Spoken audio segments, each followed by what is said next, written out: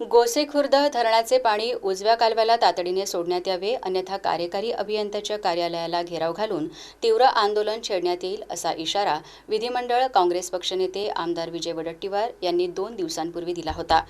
त्यांच्या आक्रमक भूमिकेची दखल घेत प्रशासनाने उजव्या कालव्यात पाणी सोडले। मात्र पाणी सोडले आहे म्हणून समाधान न मानता प्रत्यक्षात पाणी शेवटच्या शेतकऱ्यापर्यंत पोहोचत आहे की नाही याची खात्री करण्यासाठी विधिमंडळ काँग्रेस पक्षनेते आमदार विजय वडेट्टीवार यांनी ब्रह्मपुरी तालुक्यातील खेडमट्टा व मरारमेंढा गावानजीकच्या गोसेखुर्द उजव्या कालव्याची पाहणी केली।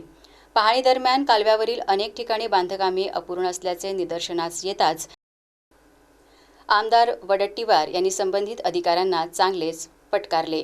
अपूर्ण कामांमुळे शेतकऱ्यांच्या हक्काच्या पाण्याला अडथळा निर्माण होणार असेल तर ते अजिबात खपवून घेतले जाणार नाही।